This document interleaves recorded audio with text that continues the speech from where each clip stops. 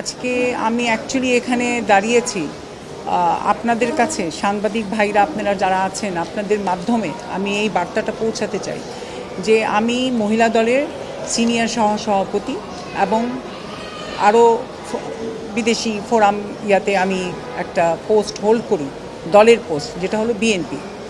আজকে আমার দলের ভাবমূর্তি নষ্ট করার জন্য এই চক্র তো চলছেই, এবং মিথ্যা প্রচার করে কিছু লোকজন আমার বাড়িতে গত 27 তারিখে আক্রমণ করে, এবং যখন আক্রমণ করে তখন অবশ্যই আমি আমার নিরাপত্তার জন্য আমি পুলিশটা ডাকলাম, এবং পুলিশকে ডাকাতে ওনারা আসার আগে তারা আমাকে যেভাবে হয় ভিতরে ঢোকার জন্য চেষ্টা করেছে, এবং আমি ওই ভিডিওগুলা ওনারা রিলিজ করেছেন বলে যে আমি বিএনপির নেত্রী, আমি দখলে যাচ্ছি, মানে আমার দল বিএনপির নাম এবং ভাবমূর্তি নষ্ট করার জন্য ওনারা এই চক্র চালিয়েছেন। এটা সম্পূর্ণ মিথ্যা। গত 10 বছর ধরে আমার কিছু মামলা চলছে আমার কোম্পানি ম্যাটার্সে, এবং এই কোম্পানি ম্যাটার্সের মামলায় ওনারা আমাকে অনেক হ্যাস্তন্যস্ত করেছেন বিগত 10 বছরে, এবং শুধু হ্যাস্তন্যস্ত না, আমার এই বাড়িতে অনেকবার অ্যাটাক হয়েছে, এবং আমির হোসেন আমু ডাইরেক্টলি এই জিনিসগুলাতে সহায়তা করেছিলেন, এবং এখনও আমি মনে করি ওনার যে কিছু লোকজন ঘুরে বেড়াচ্ছে, এবং তারা কিছুদিন আগে ওনার মুক্তির দাবিতেও এই ঢাকা শহরে মিছিল করেছিল, তারা এখনও ফ্রিতে ঘুরে বেড়াচ্ছে। আওয়ামী লীগের লোকজন তারা আমাদেরকে এখনও হয়রানি করছে, এবং কিছু চক্র মিলে আমাদের দলকে, আমাদের দলের ভাবমূর্তিকে নষ্ট করার জন্য লেগে আছে, উঠে পড়ে লেগেছে। আমি বলতে চাই আপনাদের মাধ্যমে যে আমি কোনো অন্যায় করি নাই এবং করবো না, আর আমাদের দলের ভাবমূর্তি নষ্ট হবে আমি এমন কোনো কাজ করব না। আজকে 5ই আগস্টের পরে কিন্তু প্রায় 1 বছর হয়ে গেল।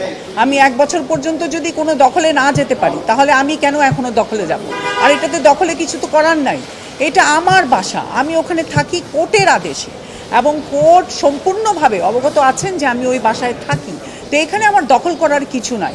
তবে স্ট্যাটাস কো এখনও বহাল আছে, তো আমার এখানে দখল করার এবং আমার দলের ভাবমূর্তিকে নষ্ট করার আমি মনে করি এটা একটা চক্র, এবং সম্পূর্ণভাবে মিথ্যা এবং বানোয়াট। আমি চাই যে আপনাদের মাধ্যমে আইন শৃঙ্খলা বাহিনীকে এবং আমাদের বিজ্ঞ আদালতকে যে ওনারা এটার অবশ্যই একটা পদক্ষেপ নেবেন, এবং যারা এই চক্র চালাচ্ছে তারা তো অনেক টাকা লুটপাট করে বাংলাদেশ থেকে নিয়ে গেছে, এবং কানাডায়, দুবাইতে তারা বহাল তবিয়তে আছে, এবং আমার কোম্পানির টাকা লুটপাট করে তারা নিয়ে এই আজকে বুর্জ খলিফায় অনেকগুলো প্রপার্টিজ, 2টা পাসপোর্ট করে বানানো, এগুলো সব তথ্য আমার কাছে আছে, এবং যারা এই কাজগুলো করছে আমি আশা করি তারা পুলিশ, আইন শৃঙ্খলা বাহিনী ওনাদেরকে অবশ্যই ধরবেন, এবং ধরে আইনের আয়ত্তায় এনে বিচার করবেন। আমি বিচার চাই। আমির হোসেন আমু, আমি অ্যাকচুয়ালি 2018-তে যে ইলেকশন করেছি ওইটা হলো আমির হোসেন আমুর কনস্টিটিউয়েন্সি, আমি ওনার প্রতিদ্বন্দ্বিতে ওইখানে ইলেকশন করেছি, এবং শুধু তা না, ইলেকশন করিনি, ওখানে তো অনেক মারধর হয়েছে। ওই ইলেকশনের সময় এই গুলশানে, আমার বাড়িধারায় যে আমার বাসাটা যেটা আমি ছিলাম, আমার সম্পূর্ণ বাসা ভেঙে সব মালপত্র নিয়ে গিয়েছিলেন ওনার তত্ত্বাবধানে, এবং ওনার সহকারী হয়ে আমার এক্স হাজব্যান্ড তখন এইসব কাজ চালিয়েছেন এবং এখনও চালাচ্ছেন। এই যে গত 27 তারিখে যে অ্যাটাক হয়েছে, এখানে আপনি চিন্তা করে দেখেন, 1 ঘন্টার ভিতরে আওয়ামী লীগের একটা ছেলে আমাদের জেলা ঝালকাঠিতে ওইখানে তারা একটা নিউজ করেছে, এই মিথ্যা নিউজ। তো আজকেও যদি আওয়ামী লীগের লোকজন এতভাবে প্রচারণায় চালিয়ে যায় এবং আমাদের বিরুদ্ধে কাজ করে, তাহলে আমরা কোন জগতে বাস করছি? আমি এটার বিচার চাই। মূলত উনি বিগত কয়েক বছর যাবৎ ওনার পার্সোনাল প্রপার্টি বিভিন্ন বিগত আমলে বিভিন্ন সরকারি হস্তক্ষেপে 2015 সাল থেকে বিভিন্ন প্রভাব বিস্তার করে ওনার সম্পত্তি দখলের পায়তারা চলছিল, সেগুলো নিয়ে কোর্টে বিভিন্ন সময়ে মামলা দায়ের হয়েছে এবং সেগুলো চলমান। এর মধ্যে উনি যখন কোর্টের আদেশ মূলে ওনার অ্যাপার্টমেন্টে উঠলো, সেটাকে নিয়ে একটা মিথ্যা অপপ্রচার চলছিল।